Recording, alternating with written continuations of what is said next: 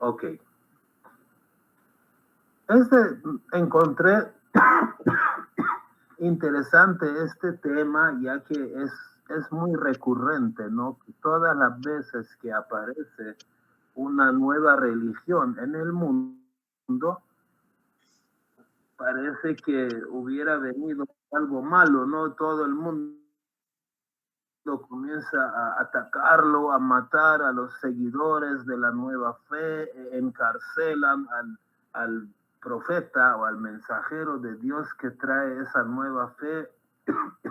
Hace toda una tragedia, pero sucede que después de un par de siglos, esa fe triunfa y llena la tierra, ¿no? De los feligreses de esa nueva fe.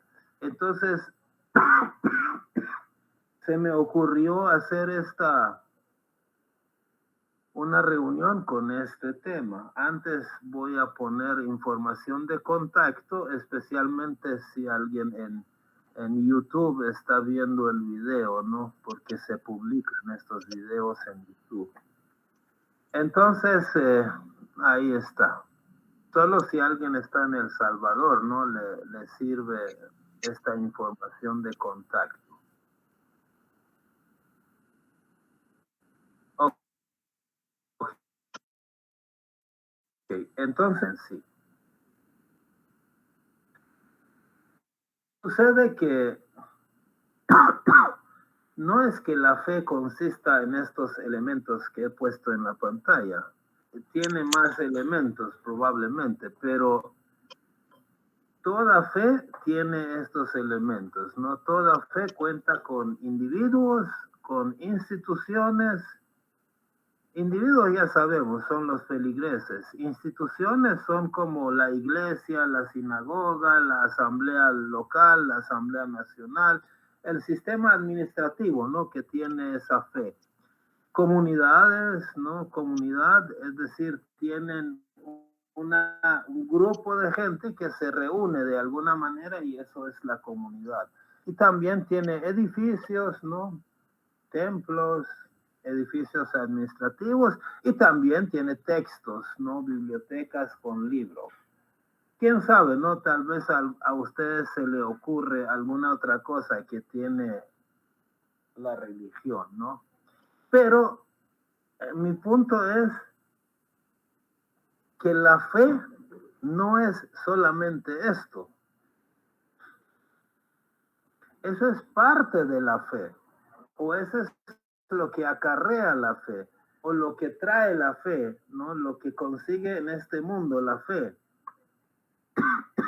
o su representación material. Pero en realidad la fe es una verdad espiritual que emana de Dios y que se desarrolla en este mundo a través de esos elementos, pero con un misterioso poder divino y que no se puede impedir su desarrollo de ninguna manera. No se puede impedir su desarrollo de ninguna manera. La fe de Dios es inmutable y al final logra vencer. Aquí está la prueba, ¿no? Estas son más o menos 1,000,000 más, 1,000,000 menos, son las estadísticas de alguna de las religiones del mundo, ¿no? En la historia de la humanidad, las comunidades religiosas han encarado calamidades, sabotajes, pérdidas de sus individuos, de sus daños a sus instituciones, comunidades, reuniones, edificios, libros, han quemado sus libros, han destruido edificios enteros y hasta han matado, como en el caso del Bab de Cristo, han asesinado al propio fundador de esa religión. Pero la fe ha prevalecido siempre. ¿Por qué? Porque la fe es una fuerza divina, es una fuerza espiritual y siempre perdura, siempre triunfa. Ahí están los millones, o en algunos casos miles de millones, ¿no? Por ejemplo, en el cristianismo son 2.400 millones más o menos de cristianos en el mundo, ¿no? Y esto es de tener en cuenta. Esto es de tener en cuenta. Entonces, durante la historia de la humanidad, los profetas, los mensajeros, los fundadores de cada religión han tenido enemigos, han enfrentado a formidables enemigos. Perdón, hay un micrófono que está abierto y que causa de repente interferencia. No veo cuál. Bueno, no importa. Por ejemplo, Abraham se enfrentó a quienes, como ustedes saben que Dios le prometió a Abraham que vaya a vivir a Canaán, y los que ahí vivían, los cananeos, eran sus enemigos acérrimos. Abraham tuvo que enfrentarse a varios reyes mesopotámicos, ¿no? Reyes. Abraham tuvo que enfrentarse a los filisteos, que le negaron el acceso a los pozos de agua, por ejemplo. Abraham tuvo que luchar contra los idólatras, porque Abraham era monoteísta y los idólatras adoraban ídolos, estatuas. Entonces hubo una gran enemistad entre ellos y Abraham. Y Abraham tuvo que enfrentarse a Nimrod. Nimrod fue el primer rey poderoso, ¿no?, de la tierra, que incluso quiso quemar a Abraham, mandó a Abraham a que lo quemaran, pero según dicen los escritos, Dios lo salvó, no permitió que sucediera esto. Bueno, este es más o menos un resumen. ¿Qué pasó con Moisés? ¿Contra quiénes tuvo que luchar Moisés o resistir? ¿Contra qué enemigos? El primer gran enemigo de Moisés fue el faraón. Todo un emperador con su gran poderío. Pero Dios hizo que en sus narices creciera Moisés, ¿no? Esa es la grandeza de la fe de Dios. Moisés tuvo que enfrentarse a su propio pueblo necio, porque eran ignorantes y necios, ¿no? Un poquito de descuido y ya estaban haciendo un becerro de oro, ¿no? Entonces también contra ellos tuvo dificultades. Moisés tuvo que luchar contra pueblos hostiles que en el camino a Tierra Santa los atacaban militarmente, tenían que defenderse, ¿no? En su familia hubo gente que se opusieron a él, ¿no? También tenía que luchar contra ellos. Y también tuvo otros enemigos como los amalecitas y otros, ¿no? Jesús, ¿qué enemigos tuvo? Su primer gran enemigo, bueno, no sé si el primero, pero su gran enemigo Herodes, que cuando apenas nació Jesús ya lo querían matar, ¿no? No pudieron. Poncio Pilato, sí, lo mató, ¿no? Lo crucificó. Esos son los emperadores, los grandes reyes. Entre los sacerdotes, los grandes sacerdotes, los sacerdotes judíos en general, el Sanedrín, que era la junta, ¿no? Caifás, Anás, poderosos sacerdotes, fueron enemigos de Jesús. El pueblo judío, los judíos, los fariseos, los saduceos, otros, tuvo que enfrentar la traición de su propio seguidor, Judas, por ejemplo, ¿no? Pero Jesús dijo, ¿no? Si tienes fe en la medida de un grano de mostaza, puedes mover esta montaña. Dile que se aparte y se va a mover, ¿no? O sea, al final la fe de Jesús prevaleció. Ahí están los 2.400 millones de cristianos. ¿De dónde salieron? Con esos enemigos tan formidables. Ahí están. Ahí están. La fe prevaleció. Mahoma, ¿a quién estuvo como enemigos? Mahoma nació en una ciudad que se llama Meca. Todas las tribus de Meca eran enemigos de Mahoma y lo querían matar. Lo iban a matar, tuvo que escapar de noche de Meca e irse a Medina, otro pueblo como a 1.000 kilómetros de distancia, ¿no?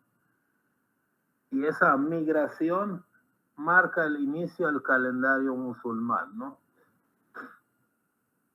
Los idólatras, al igual que Abraham, Mahoma también tuvo que luchar con los idólatras. Incluso había judíos y cristianos que se oponían a él y no lo aceptaban. Y cuando se va a Medina, la otra ciudad a donde fue, donde también está enterrado, las tribus de ahí también luchaban contra él.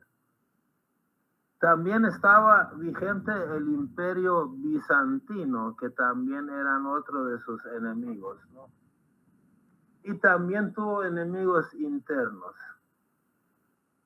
A su yerno, a sus nietos, a toda su descendencia, a los 12 imanes, casi a toditos los mataron enemigos internos del mismo Islam. Eso ya lo hemos visto, ¿no? De la rama sunita.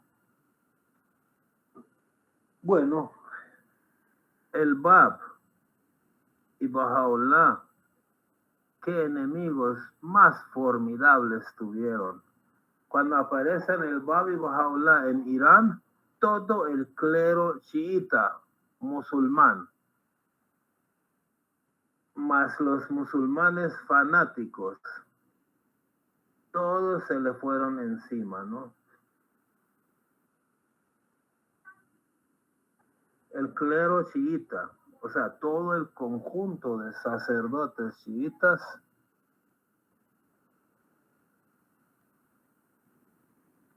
fueron enemigos del Bab y Baha'u'lláh, menos unos 400 de ellos que se hicieron seguidores, ¿no? Aceptaron la fe. Dos reyes persas,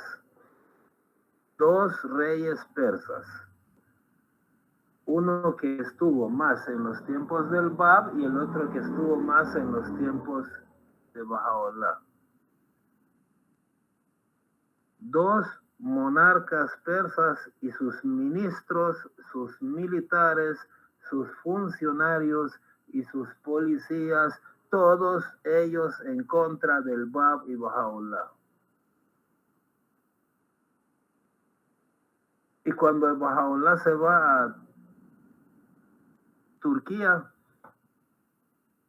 y después a Tierra Santa, ahí gobernaba el poderosísimo Imperio Otomano, que tenía ya casi 600 años de gobernar en Asia, Europa y África, parcialmente. Y Baha'u'lláh no solamente tuvo enemigos externos, formidables enemigos externos como toda la estructura religiosa y gubernamental, sino que también su propio medio hermano, Mirza Yahya, fue su enemigo, y posteriormente los rompedores de la alianza. Entonces, a pesar de todas esas enemistades que han tenido las religiones a lo largo de la historia, vuelvo a poner este cuadro, ¿no? ¿Cómo es posible que una fe que tuvo tan formidables enemigos tan poderosos enemigos, ahora tenga 2.400 millones de personas en casi todo el mundo. ¿Cómo es posible que Mahoma, que tuvo que salir corriendo de Meca porque lo iban a matar, y mataron a su yerno, a sus nietos, a sus descendientes, ahora tiene 1.900 millones de personas a lo largo del mundo? ¿No? ¿Cómo es posible? Los judíos son los que menos crecieron, pero ¿saben por qué? Bueno, en mi opinión, yo creo que los judíos no crecieron mucho porque ellos creyeron que son una especie de VIP.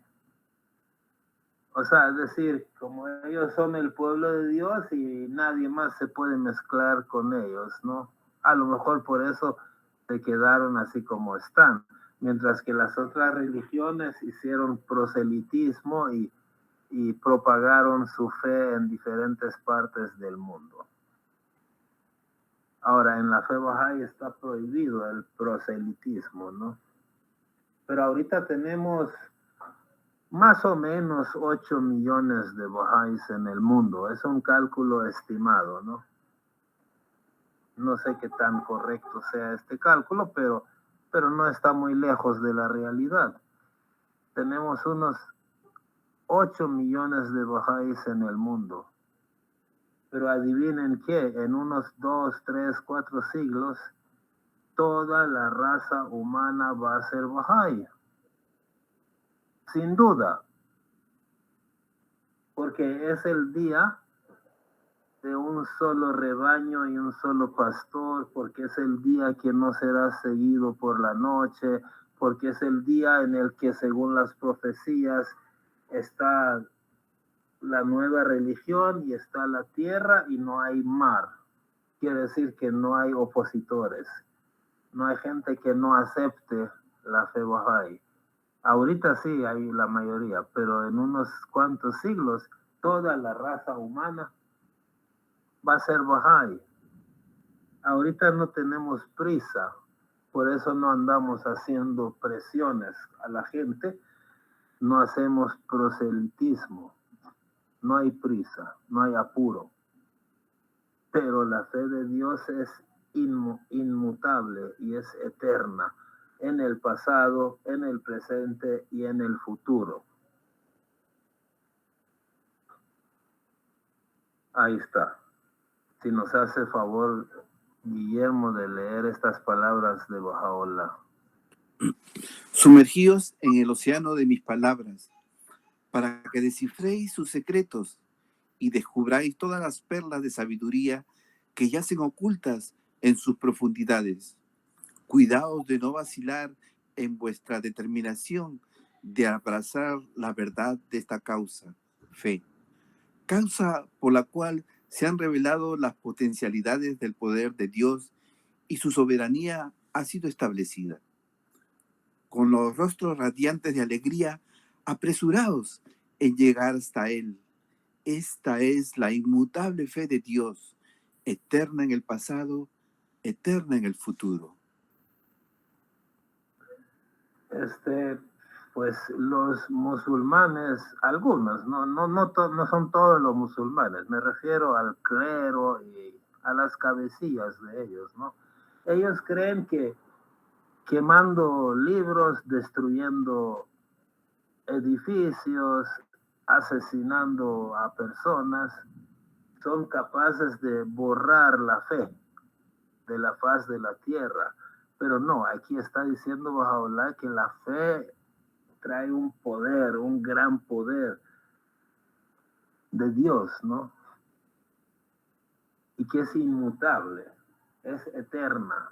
No lo puedes tocar, no puedes luchar contra la fe. Además dice que la fe es como un gran océano. Ahí tú si te quieres meter o no te quieres meter, pero no puedes luchar contra ese océano, porque es muchísimo más grande que tú. O te mojas o no te mojas. O te sumerges o no te sumerges. Pero no lo puedes destruir, no lo puedes apagar. Y esto es una cosa que han querido hacer nuestros amigos musulmanes en Irán. No todos ellos, ¿no? Nosotros tenemos parientes musulmanes, amigos musulmanes que nos quieren y son muy buenas personas, pero está hablando del clero, de las autoridades y de los que realmente han estado luchando contra la fe Bahá'í en Irán desde hace 180 años, más o menos. Ellos han querido hacer una limpieza cultural. Es decir, ellos han querido borrar la fe Bahá'í de Irán y de la faz de la tierra si pudieran.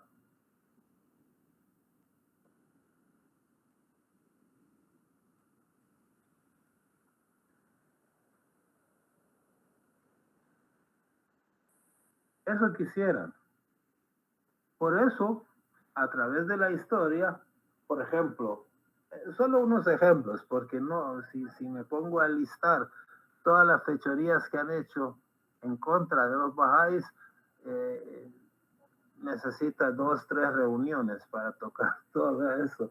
Pero vamos a tocar algunos puntos, ¿no? Por ejemplo, en 1850, ahí donde están viendo en la imagen, hay un círculo y una X. Ahí colgaron al Bab y a su compañero de fórmula y 750 soldados dispararon contra ellos, ¿no? Martirizaron al Bab de esa manera trágica, lo ejecutaron en 1850, hace menos de 180 años. En 1852, a Bahá'u'lláh lo encierran en un calabozo llamado Siahchal. Correcto, en 1852. Así que ese año, los últimos 4 meses del año 52, Bahá'u'lláh estuvo en el Siahchal, en un lugar muy, muy deplorable, ¿no? Nauseabundo, oscuro, sin luz, lleno de sabandijas, humedad. Entonces, ¿pero por qué hacen eso? Porque querían apagar la luz de la fe Bahá'í, de la faz de la tierra. Perdón.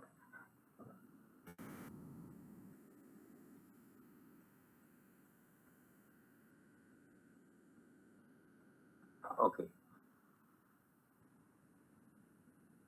En 1853, obviamente ellos hubieran querido matar también a Bahá'u'lláh, pero no lo hicieron porque Bahá'u'lláh era hijo de un ministro y era de las familias de influencia. Entonces, en lugar de matarlo, lo mandaron al exilio, fuera del país. Bueno, pero esto también es otra historia, ¿correcto? Pero es otra de las fechorías que hicieron en contra de la fe Bahá'í. Lo mandaron fuera. Y en todo este lapso se estima que han asesinado, han martirizado a más de 20,000 seguidores de esta nueva fe. Pero los últimos años, cuando estaba un poquito calmada la represión contra los bahá'ís, en 1979, hace 45 años, ocurrió la revolución islámica y los dictadores musulmanes, chiitas, sacerdotes, tomaron el poder en Irán. 1979 es el año que yo salí de Irán. Y los amigos que están aquí conectados, más o menos alrededor de ese año, un poco antes, un poco después, salieron de Irán, ¿no? Entonces, cuando subió al poder nuevamente un gobierno totalmente religioso, comenzaron a perseguir nuevamente a los bahá'ís, pero de una manera ya más institucional, ¿no? Por ejemplo, en 1983, hace 41 años, declaran ilegal todas las instituciones bahá'ís, o sea, asambleas, las reuniones, todo, ¿no? Declaran ilegal toda actividad bahá'í y martirizan a otros como 200 personas. Entre ellas, hace 41 años, 10 mujeres en Shiraz, mi tierra natal. Yo conocía en persona a varias de esas niñas, ¿no? Que martirizaron.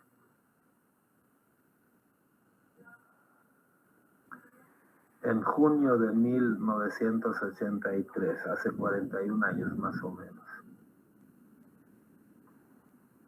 Entonces, así como estas 10 mujeres martirizaron a otras cerca de 200 personas, acusándolas de cualquier cosa, ¿no? De cualquier cosa, pero en el fondo por ser bahá'ís, porque eran personas muy activas en la fe bahá'í, por eso los mataron. Si fuera yo, capaz no me matan, ¿no? Pero eran personas muy relevantes, muy sobresalientes, muy espirituales y muy activas en la fe bahá'í. Por eso los acusaron de cualquier delito y los mataron. Y todavía más recientemente, en 2018, arrestan a estas 7 personas que eran como una especie de directiva de los bahá'ís en Irán. Los arrestan y los acusan de cosas y los meten a la cárcel por 10 años cada uno. 10 años. Estuvieron en la cárcel.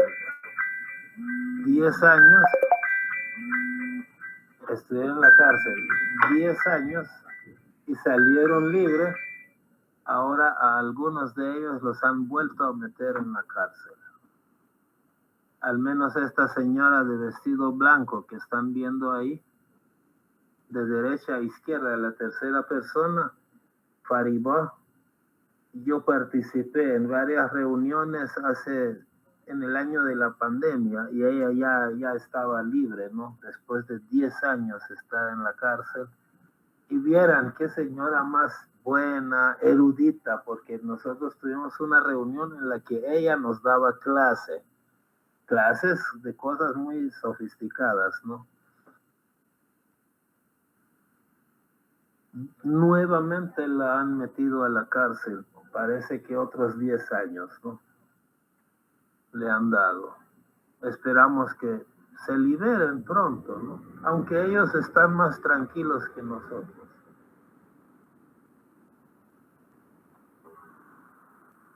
Entonces, todo eso es reciente, ¿no? Gente que uno conocía, han matado, han encarcelado y han destruido edificios administrativos y lugares, digamos, sagrados para los bahá'ís, ¿no? Han quemado libros, reliquias, cualquier cosa que cayó en sus manos, han destruido y han quemado. Todo eso, ¿por qué? Porque quieren borrar la fe bahá'í de la faz de la tierra. pero cuanto más soplan, más se aviva la llama de la fe Bahá'í.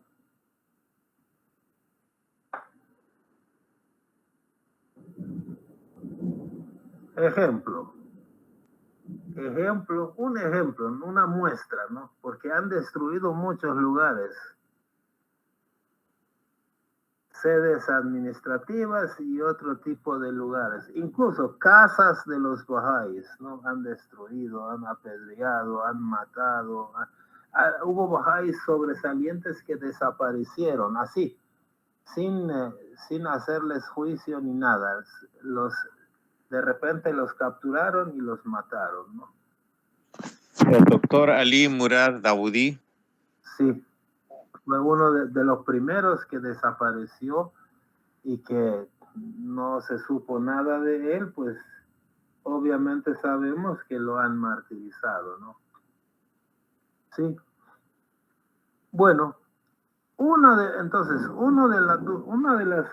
los lugares que destruyeron es la bendita casa del Bab, que en el futuro lo van a reconstruir y va a ser un lugar de peregrinaje para los Bahá'ís.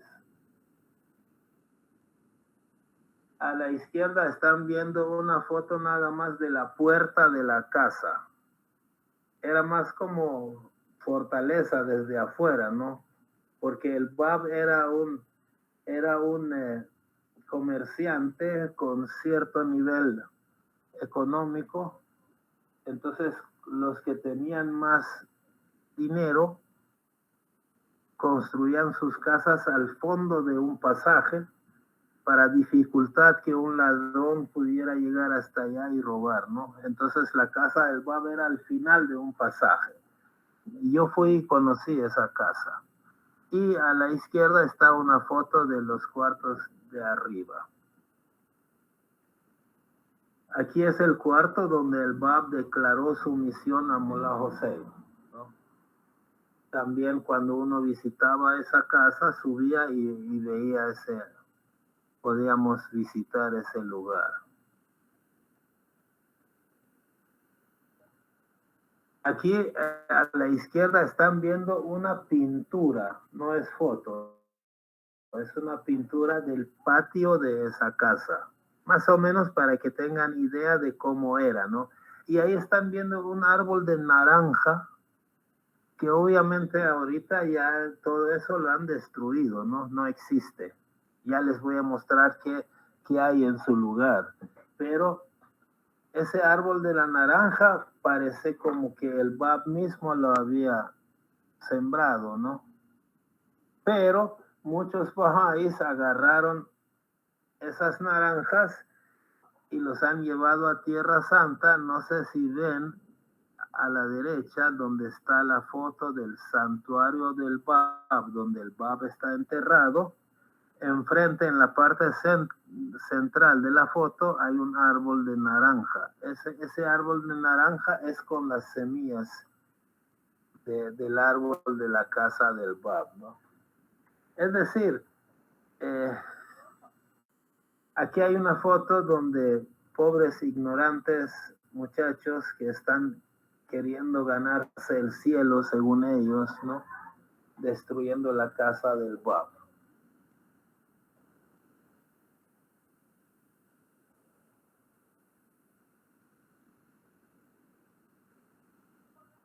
Dios los perdone, ¿no?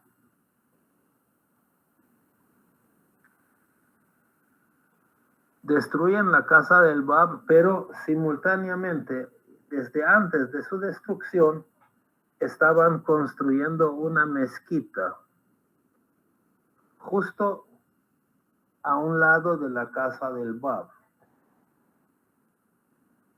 Entonces, esa es la mezquita que estaban construyendo. No sé si en esta foto la mezquita ya estaba terminada, creo que no todavía, ¿no? Pero simultáneamente con la destrucción ya estaban construyendo a un lado una mezquita, y ahí donde hay un círculo amarillo es donde era la casa del Bab, ¿no?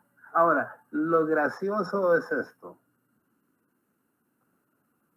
Que ustedes saben, por ejemplo, aquí cuando hacen una iglesia, en las paredes de la iglesia pueden ser a veces frases, versículos bíblicos y a veces imágenes, ¿no? De la Virgen, de Jesús, de los apóstoles, todo eso. Pero como los musulmanes no creen en las imágenes, entonces ellos lo que hacen es colocar versículos del Corán, ¿no? En las paredes. Ahí donde están viendo que apunta la flechita, hay un espacio de fondo azul con letras blancas donde han colocado un versículo del Corán, 61:8. O sea, del capítulo 61, versículo 8 del Corán. Es un fragmento de esa parte del Corán, donde seguramente que Mahoma está hablando en el Corán de quienes trataban de apagar con un soplo la luz de la fe de Mahoma, y que Mahoma asegura de que la fe de Dios va a prevalecer aunque no les guste a los infieles, ¿no? Pero ellos, tan ingenuos, ese mismo versículo lo colocaron en la pared del mezquita. Obviamente ellos, los musulmanes, que en los tiempos de Mahoma eran los buenos, ¿no? Pero hoy son los malos. Entonces ellos están queriendo apagar la luz del Bab y de Baha'u'lláh, y por eso han destruido su casa. Pero de ingenuos ponen en la pared este versículo, como contestándose a ellos mismos. Veamos más completito qué dice el Corán, si nos hace el favor, Guillermo. Lo que está en los cielos y en la tierra glorifica a Dios. Él es el poderoso, el sabio. Dios ama a los que luchan en fila por su causa, como si fueran un sólido edificio. Quisieran apagar de un soplo la luz de Dios, pero Dios hará que resplandezca a despecho de los infieles. Él es quien ha mandado a su enviado con la dirección y con la religión verdadera, para que prevalezca sobre toda otra religión a despecho de los asociadores. O sea que Mahoma dijo esto hace 1400 años, más o menos, ¿no? Pero como Mahoma es Jesús, es Moisés, es el Bab, es Baha'u'lláh, ¿no? Entonces es como que Baha'u'lláh está diciendo ahorita esto, o como que el Bab lo está diciendo. Está diciendo mis enemigos, que hoy se llaman musulmanes, ¿no? Hace 1400 los amigos de Mahoma eran los musulmanes. Hoy sus enemigos son los musulmanes. O sea, los enemigos de su retorno, ¿no? De su regreso. O de quien ha venido en la misma función de Mahoma.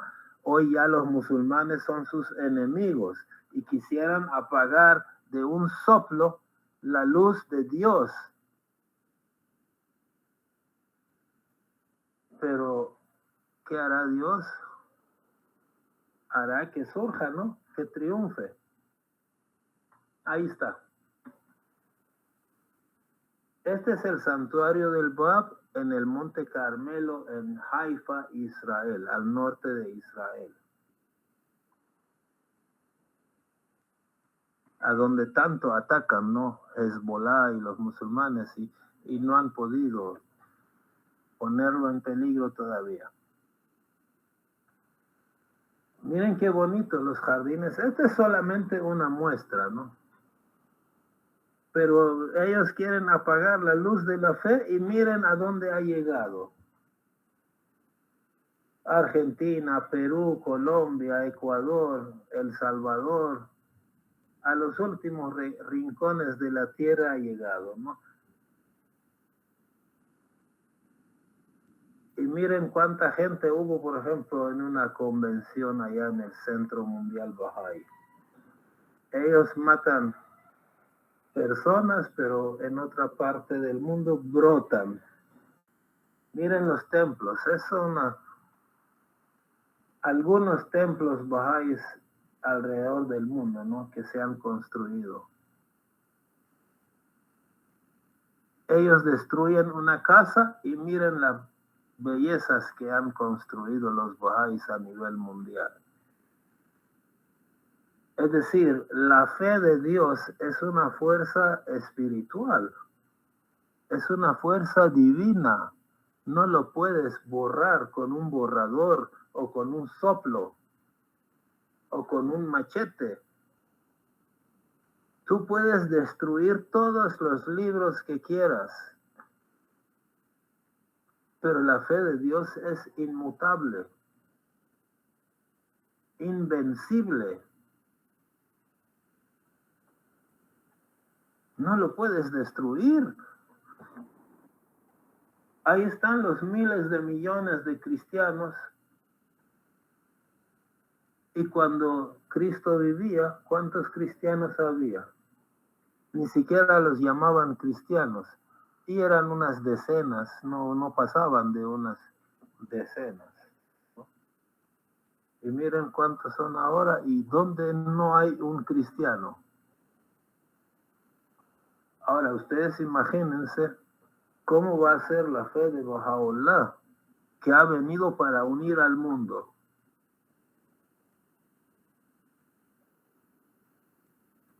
Va a llegar un día en el que un hijo le pregunte a su papá, papá, ¿y ese edificio qué es? Ah, es una iglesia. ¿Y eso qué es? Ay, que hubo un tiempo, una religión. O por ejemplo, ¿cuál es este otro edificio? Es una mezquita. ¿Y qué es una mezquita? Ah, es que hubo una religión musulmana y que tenía mezquitas y allá llegaban a orar, etcétera.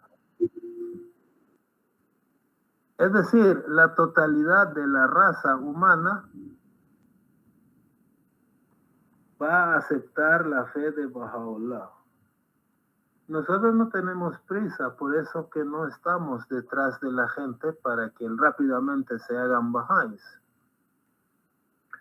Pero estamos seguros de que esto se va a dar.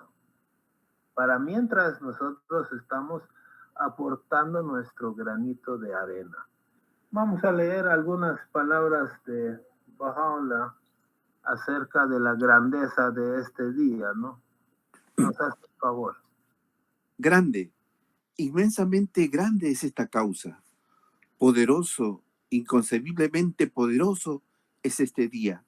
Bienaventurado en verdad es el hombre que ha renunciado a todo y ha fijado su vista sobre aquel cuya faz ha dado iluminación a todo lo que está en los cielos y a todo lo que está en la tierra. Baha'u'lláh.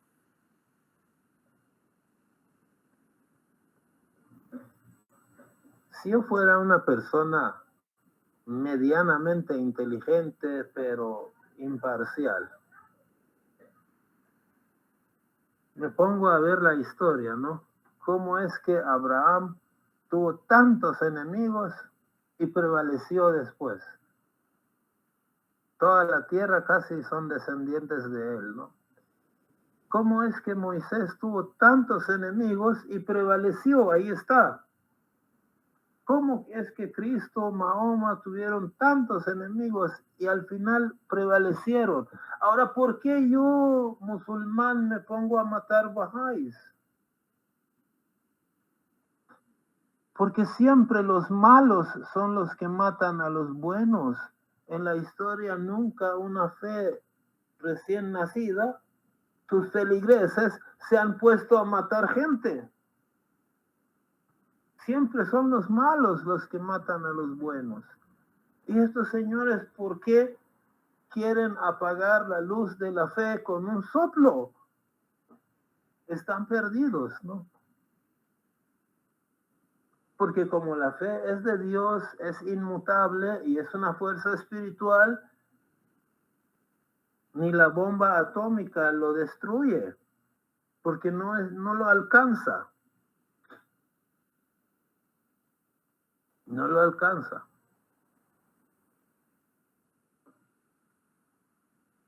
O este otro.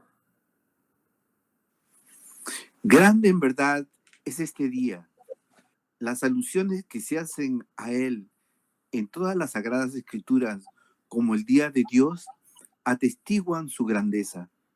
El alma de cada profeta de Dios, de cada mensajero divino, ha añorado este maravilloso día. Asimismo, todos los pueblos de la tierra han ansiado llegar a él. Sin embargo, en cuanto se manifestó el sol de su revelación en el cielo de la voluntad de Dios, todos, excepto aquellos a quienes el Todopoderoso quiso guiar, se mostraron confundidos y negligentes. Es decir, este día es tan grande que Krishna, Buda, Moisés, Zoroastro,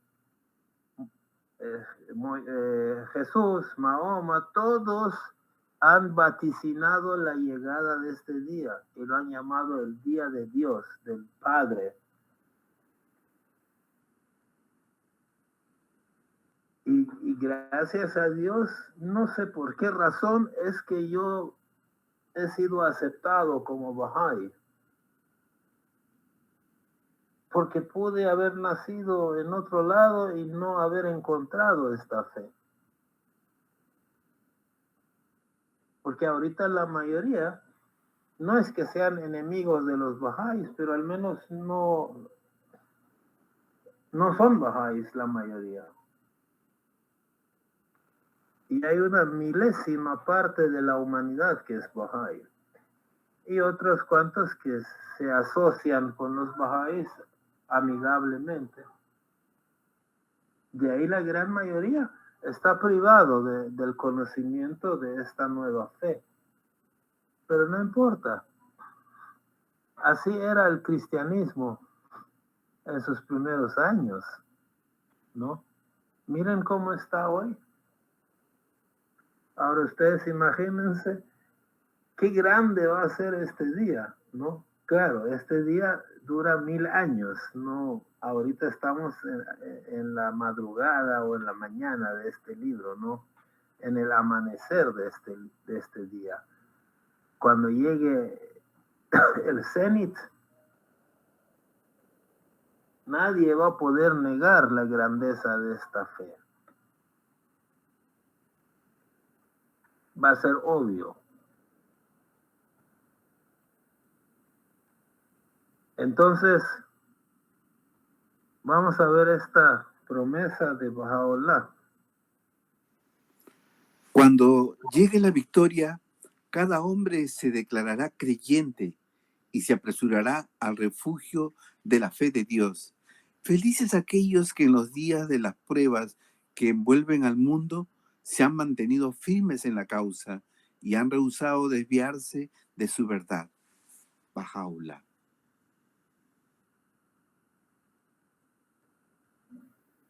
Es decir, va a llegar un día en el cual no quede nadie que no dé fe de la grandeza de esta religión, de este sistema que trae Baha'u'lláh. Pero feliz el que ahorita, en los tiempos de dificultad,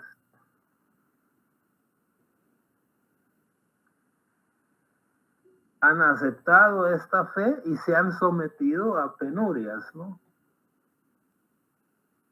Como nuestros amigos de Irán, por ejemplo. Especialmente, bueno, en los tiempos del Bab y Baha'u'lláh hubo mucho sufrimiento y martirio, ¿no? Mucho. Y últimamente ha resurgido, ¿no? Pero si esta persona, mártir, hubiera nacido dentro de 300 años, ya no existen esas calamidades, esos sabotajes, esa oposición, ¿no? ¿Por qué? Porque llegará el momento en que la causa va a prevalecer. Así como todas las religiones del mundo han prevalecido con el tiempo, esta también. Y esta va a ser mundial, no va a ser solamente de los árabes o de los europeos, sino de todo el mundo. Así que, pues, esto es más o menos lo que tenía preparado. Si alguien desea deleitarnos con su opinión. Kurosh, buenas noches, ¿qué tal, amiga? Hola. Y yo estaba recordando una expresión del Guardián en la que dice que va a llegar el momento en que tanto el prestigio de la fe como su capacidad material se verá multiplicada por 1000. No habla de 100%, que es el doble, habla de 1000%, lo que significa que vamos a ser reconocidos, o sea, la fe Bahá'í va a ser reconocida mundialmente y su poder adquisitivo, su poder económico, la influencia que va a tener sobre el mundo va a ser enorme. Esto es como una profecía del amado Guardián. Estamos en ese camino todavía, por supuesto, quizás un poco lejos, pero ya se conoce que vamos a llegar a esa situación, como venías explicando durante el programa, es que la palabra de Dios prevalece. Y a la larga, a pesar de las dificultades, y a veces gracias a las dificultades, el mensaje de Dios avanza, se expande,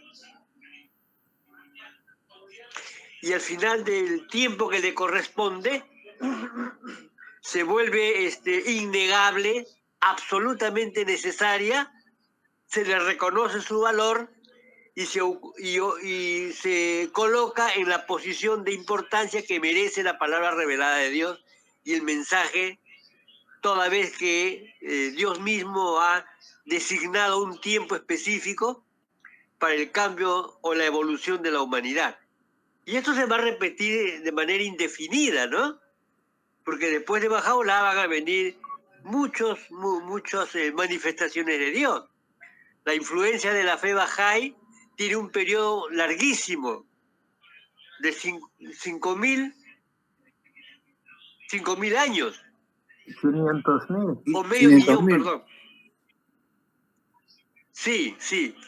Esa es la influencia que va a tener el mensaje de Bahá'u'lláh. Enorme. O sea, estamos hablando de una evolución en la especie humana que ni siquiera se ha sospechado que vaya a crecer en esa magnitud, ¿no? O sea, a la larga lo que se va a ir implementando es el reino de Dios sobre la tierra,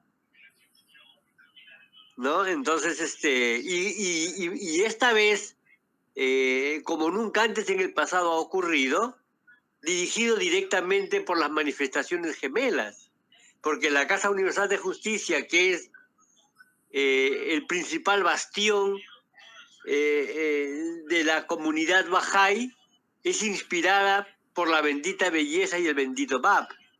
Entonces, es una institución que tiene a dos manifestaciones de Dios sobre ella. Entonces, pues, el éxito está asegurado, ¿no?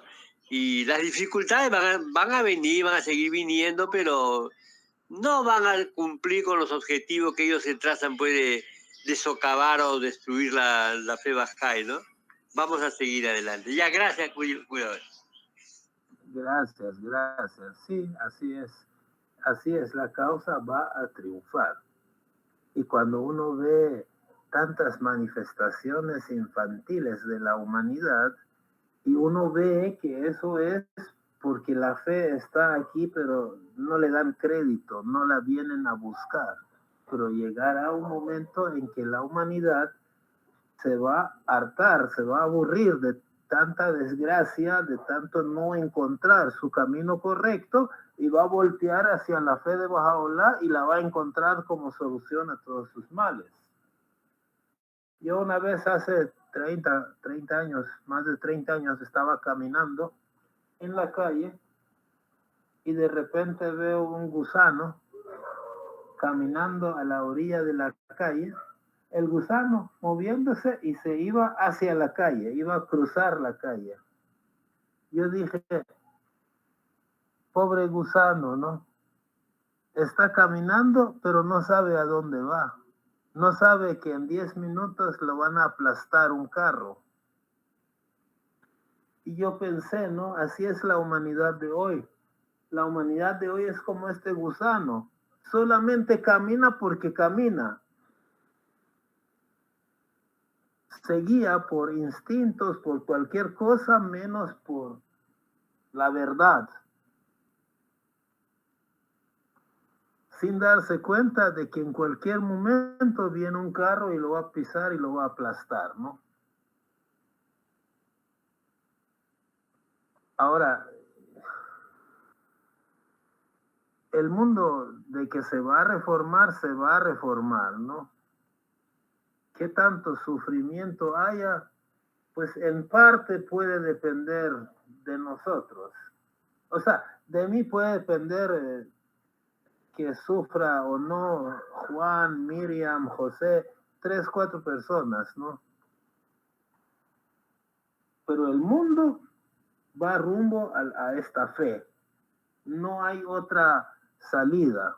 Es inevitable porque es una etapa que Dios ha considerado para la humanidad, ¿no? La humanidad va hacia esa unidad mundial. No hay manera de evadirlo. ¿Alguien más desea decir algo? Sí, alaba, señor Cruz. Quiero un poco comentar brevemente lo que se ha estado leyendo en los escritos de Bahá'u'lláh y también sus comentarios de usted acerca de la persecución de los musulmanes en Persia o Irán a los bahá'ís por la sencilla razón de que son creyentes de la nueva revelación de Bahá'u'lláh y el Bab. Decía de que el pueblo musulmán tiene clérigos, los mulás, y también está asociado al Estado. Hay un poder ahí. Y ese régimen es el que viola derechos humanos. Y en ese sentido hay que verlo, de que el pueblo de Irán, como ya se ha estado viendo las informaciones a nivel internacional, de que hay un movimiento de mujeres que piden la libertad. Incluso hay señoritas jóvenes que se han sacado el velo en forma pública. Entonces, todas son señales de que el pueblo está cansado de los sacerdotes musulmanes y de sus líderes también, que son religiosos políticos. Entonces, en ese sentido hay que verlo del proceso de evolución que tiene también la comunidad internacional bahá'í a sus 181 años. Entender esta parte de por qué nosotros somos bahá'ís es por la gracia y misericordia de Dios, porque hay una palabra oculta de Bahá'u'lláh que dice: tú has conocido la verdad sin esfuerzo, dice, ¿no?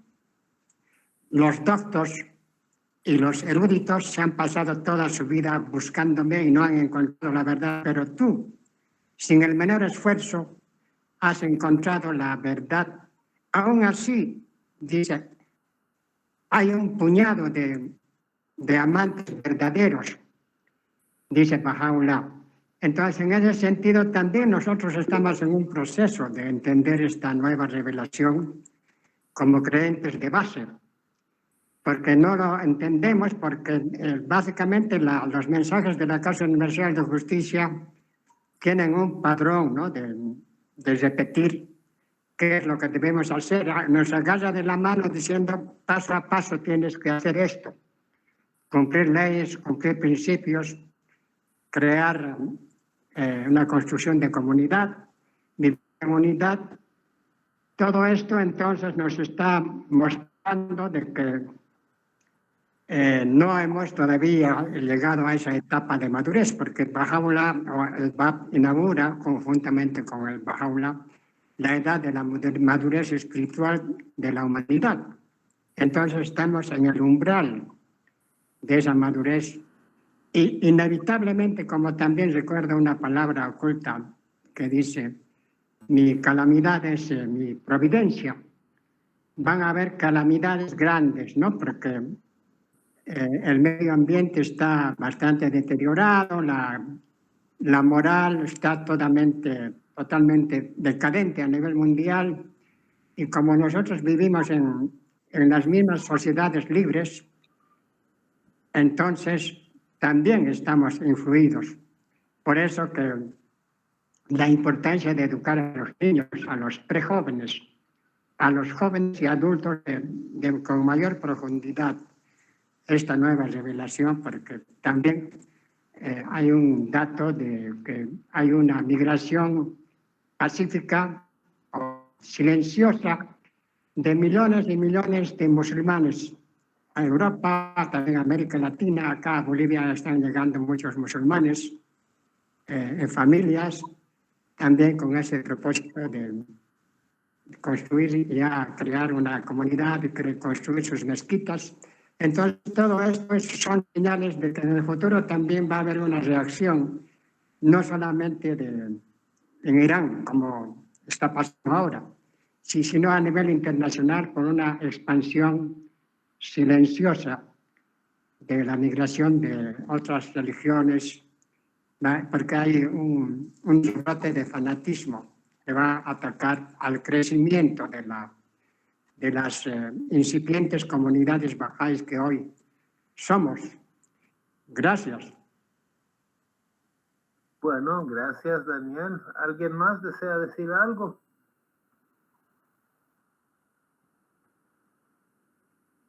Yo recuerdo ¿se acuerdan? Voy a volver a compartir la foto de los amigos que se llaman los Yaran. No sé si están viendo, ahí son 7, pero de derecha a izquierda, el segundo caballero de lentes se llama, de apellido Rezaí. Estuvo en una reunión como dando sus impresiones, ¿no?, acerca de lo que está sucediendo en Irán. Entonces él dijo algo que a mí me impactó bastante. Sucede que yo, cuando estaba en Irán, me imagino que los demás amigos también que están presentes se acuerdan que a veces tú decías, este fulano es Bahá'í. Entonces los musulmanes decían que sí, es buena persona, pero qué lástima que es Bahá'í. Es decir, ellos opinaban que la persona sí era buena, pero obviamente la fe Bahá'í es mala, ¿no? Entonces lástima que esta persona tan buena sea Bahá'í. Entonces Said Rezaí decía, hoy, después de 40 años de sufrimiento, han cambiado ese discurso, ¿no? La gente dice, fulano es muy buena persona porque es Bahá'í. Se dan cuenta de la diferencia, ¿no? Hace 50 años, hace 40 años decían, fulano es buena persona, lástima que es Bahá'í. Quiere decir que fulano es bueno, pero la fe Bahá'í es mala, ¿no? Pero hoy están diciendo, fulano es buena persona porque es Bahá'í. Es decir, están reconociendo que gracias a la fe de Baha'u'lláh es que esa persona es buena. Ese discurso lo maneja el iraní promedio, ¿no? O sea, la mayoría. No los que gobiernan, sino la gente. La gente quiere mucho a los bahá'ís y considera que los bahá'ís son el remedio. Todo lo de los bahá'ís es bueno. Pero el gobierno se niega, ¿no?, a aceptar eso, a admitir que la fe bahá'í sea algo bueno, porque lo quieren borrar, lo quieren desaparecer. Bueno, si no hay más... Gracias, quería dar las gracias por toda esa información tan buena y mucho gusto de verlos a todos. Gracias, Héctor. Gracias. Gracias. Gracias, estuvo muy interesante y siempre gracias por tu tiempo, Puroshito. Te queremos mucho. Gracias.